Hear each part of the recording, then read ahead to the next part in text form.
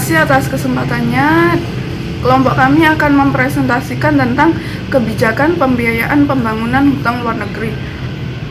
Perkenalkan, nama saya Lulu Nida dengan NIM 2017 210 550. Di sini saya akan menjelaskan tentang sejarah hutang luar negeri. Pada masa itu, Indonesia juga terbebani hutang besar. Sementara di waktu bersamaan, ekspor melemah dan pendapatan per kapita menurun secara signifikan. Presiden Soekarno sempat mengeluarkan garis besar pola pembangunan nasional semesta berencana yang ditujukan untuk memenuhi kebutuhan pokok dalam negeri. Tetapi strategi itu ditinggalkan sebab situasi ekonomi makin memburuk. Inflasinya makin tinggi, basis pajak mengikis, arus pemindahan aset finansial ke real begitu besar, hingga konfrontasi dengan Malaysia yang menyerap sebagian besar anggaran pemerintah. Selanjutnya, hutang luar negeri pemerintah. Indonesia dihadapkan pada posisi kebangkrutan dan diprediksi akan sangat bergantung pada bantuan luar negeri. Presiden Soeharto menyiapkan beberapa langkah untuk membebaskan Indonesia dari belitan krisis ekonomi.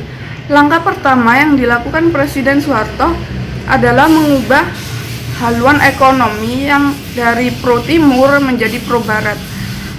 Presiden Soeharto lantas membentuk tim ahli di bidang ekonomi dari Universitas Indonesia. Kelompok tersebut dikenal dengan nama Mafia Barclay dengan kebijakan-kebijakannya yang berlandaskan liberalisasi ekonomi serta pasar bebas. Sekian, terima kasih. Assalamualaikum warahmatullahi wabarakatuh. Perkenalkan, nama saya Sarah dengan NIM 2017 210 551. Di sini saya akan menjelaskan tentang penyebab utang luar negeri di Indonesia. Jadi, seperti yang kita tahu, utang luar negeri itu bukan suatu hal yang asing lagi bagi kita ataupun bagi negara kita, yaitu Indonesia. Nah, ada dua alasan kenapa pemerintah itu melakukan utang luar negeri. Jadi, yang pertama yaitu utang sebagai tambahan modal. Jadi, maksudnya di sini itu ketika suatu negara ataupun pemerintah itu tidak memiliki modal yang lebih banyak atau lebih besar untuk melakukan pembangunan infrastruktur mereka, maka mereka akan melakukan utang luar negeri. Nah, yang kedua yaitu utang luar negeri dapat dilakukan ketika sebagai penyeimbang neraca pembayaran. Nah, ketika negara tersebut itu memiliki neraca pembayaran yang tidak seimbang, maka negara tersebut akan memilih utang luar negeri sebagai penyeimbang neraca pembayarannya. Selanjutnya yaitu tadi kan ada dua alasan kenapa sih utang luar negeri itu dilakukan. Nah, ada alasan lagi yaitu sebagai penyebab kenapa utang luar negeri itu dilakukan, yaitu yang pertama defisit transaksi berjalan. Nah, transaksi berjalan ini itu merupakan perbandingan antara jumlah pembayaran yang diterima oleh negara dari luar negeri dan jumlah pembayaran negara yang dikeluarkan ke luar negeri. Nah, maksudnya defisit transaksi berjalan yaitu ketika jumlah atau pengeluaran yang kita lakukan itu tuh lebih besar daripada pemasukan. Jadi, oleh karena itu solusinya adalah ketika negara terjadi defisit transaksi berjalan, solusinya yaitu utang luar negeri agar pemasukannya itu lebih besar daripada pembayarannya. Yang kedua yaitu kebutuhan investasi. Jadi ketika suatu negara itu ketika melakukan investasi untuk agar negara tersebut itu memiliki pemasukan yang besar, maka dilakukan investasi dalam bentuk apapun itu. Nah, ketika suatu negara tidak memiliki modal untuk melakukan investasi sebagai pemasukan negara tersebut, maka solusinya yaitu dengan utang luar negeri. Nah, ketika modal tersebut ada, maka pemerintah ataupun negara dapat melakukan investasi tersebut. Nah, yang ketiga yaitu meningkatnya inflasi. Jika suatu negara itu terjadi peningkatan inflasi, maka suku bunganya itu akan menjadi rendah. Nah, ketika suku bunganya itu menjadi rendah, maka minat investor lain atau negara lain untuk melakukan investasi ke negara kita itu akan turun. Oleh karena itu, solusinya yaitu pemerintah akan melakukan utang luar negeri. Selanjutnya yang terakhir yaitu ketika perekonomian di Indonesia ini tidak efisien. Ketika perekonomian tidak efisien, yaitu pada saat ketika Indonesia ingin melakukan investasi tetapi modalnya itu dilakukan tidak efisien, maka solusinya yaitu dengan utang luar negeri agar utangnya itu nanti digunakan untuk sebagai pengganti dari modal yang tidak efisien itu tadi. Nah, demikian dari presentasi saya tentang menyebab utang luar negeri. Selanjutnya akan dilanjutkan oleh rekan saya.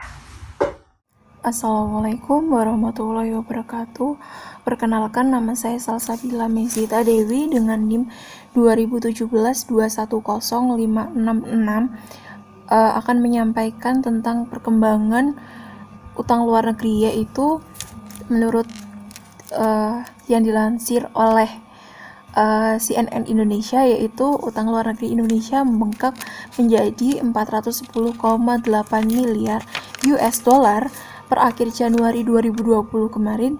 Jika dirupiahkan menjadi tembus mencapai 6.115,6 triliun rupiah, atau jika dikuruskan menjadi 14.887 rupiah per dolar Amerika Serikat. Utang tersebut tumbuh jika dibandingkan Desember 2019. Utang tersebut tumbuh lambat jika dibandingkan dengan November 2019 yang naik menjadi 7,7%. Data Bank Indonesia, utang tersebut dihimpun oleh sektor swasta, termasuk BUMN, sebesar 203 miliar US dollar. Selain itu, utang juga berasal dari pemerintah dan bank sentral sebesar 207,8 US dollar. 207,8 miliar US dollar. BI dalam pernyataan yang dikeluarkan di Jakarta pada awal pekan ini menyatakan untuk swasta utang sebenarnya tumbuh lebih rendah dibandingkan bulan sebelumnya yang 6,5%. Penurunan pertumbuhan utang luar negeri dipengaruhi oleh perlambatan utang luar negeri lembaga keuangan dan asuransi, sektor pengadaan listrik, gas uap dan air panas dan udara, sektor pertambangan dan penggalian, dan sektor industri pengolahan. Pangsa utang luar negeri keempat sektor tersebut terhadap utang luar negeri swasta mencapai 7,3%. Sementara itu untuk utang luar negeri pemerintah justru tumbuh lebih kencang dibandingkan sebelumnya. Posisi utang luar negeri pemerintah pada akhir Januari 2020 tercatat sebesar 204,9 miliar atau tumbuh 9,5%. Perkembangan utang luar negeri tersebut didominasi oleh arus dana investor non-residen di pasar surat berharga nasional atau SBN, termasuk dari penerbitan obligasi global dalam mata uang USD dan Euro. Penerbitan obligasi global merupakan bagian dari strategi pembiayaan APBN dengan memanfaatkan kondisi pasar keuangan yang relatif stabil dan persepsi positif yang kuat dari investor pada awal tahun. Meskipun meningkat, BI menyatakan struktur utang luar negeri Indonesia masih sehat. Kondisi tersebut tercermin dari rasio utang luar negeri terhadap produksi domestik bruto. Dan juga pada Januari kemarin sebesar 36%. Rasio tersebut turun dibandingkan sebelumnya. Data BI menunjukkan 89,3% utang luar negeri Indonesia jangka panjang. Meskipun sehat, BI mengatakan pemerintah dan BI akan terus berkoordinasi untuk mengawasi perkembangan utang tersebut. Terima kasih. Wassalamualaikum warahmatullahi wabarakatuh.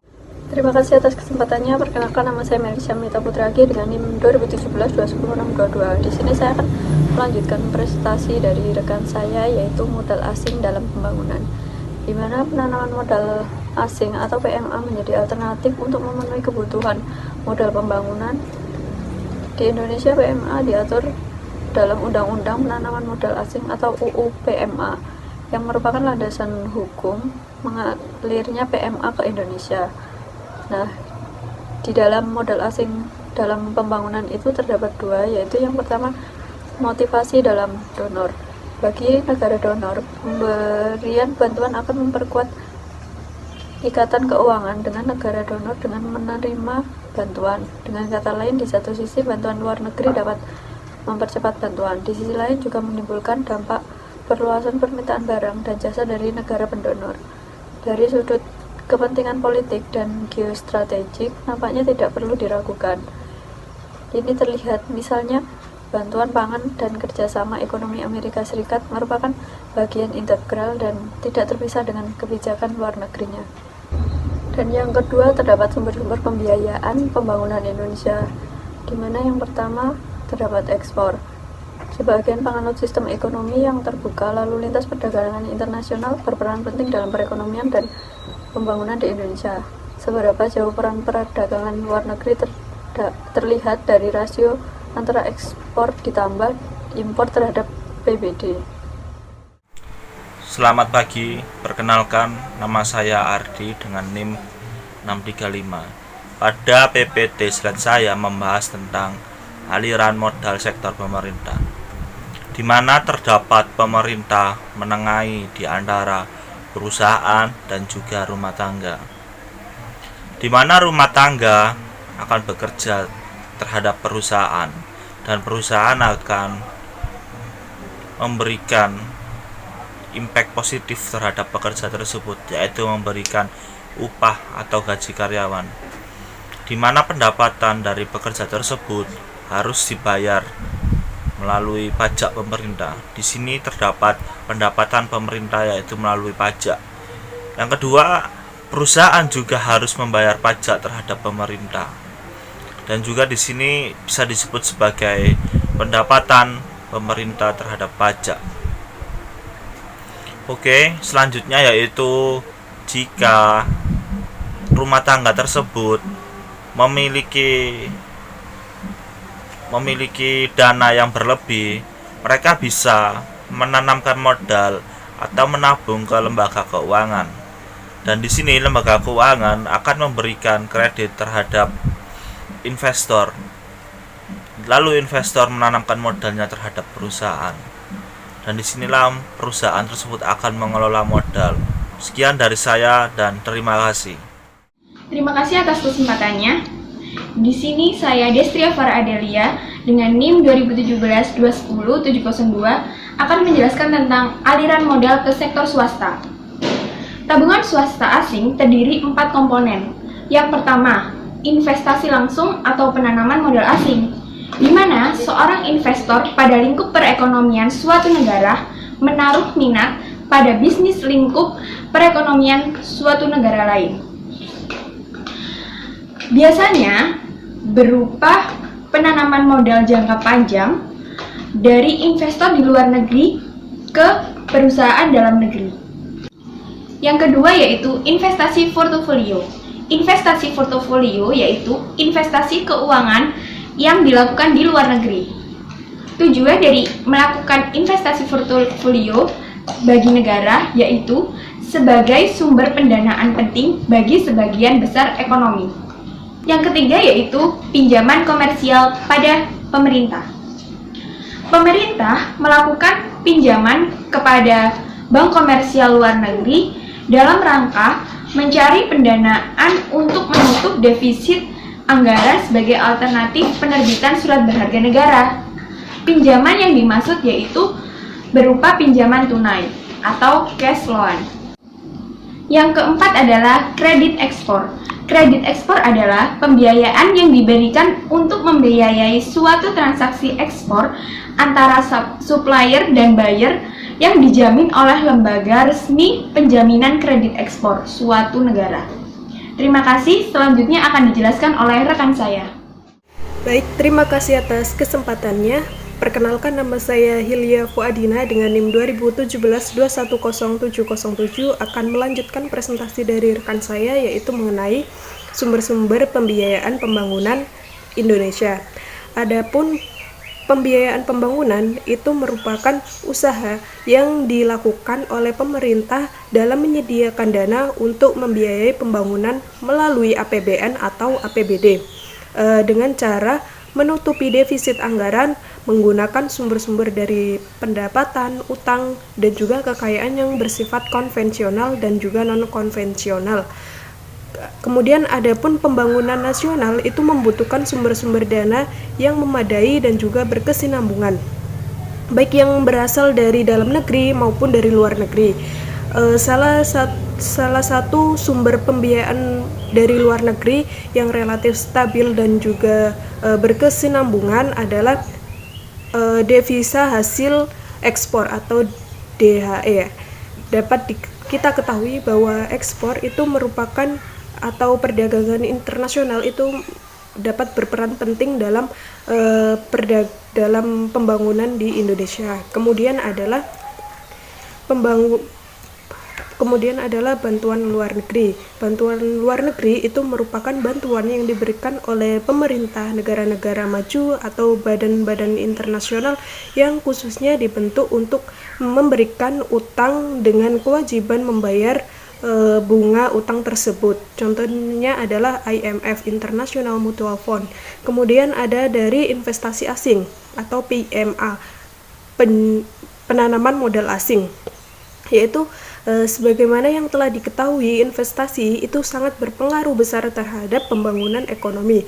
Semakin banyak investasi dalam negeri, maka semakin besar pula kesempatan negara itu untuk membangun negeri. Kemudian ada lagi dari tabungan domestik.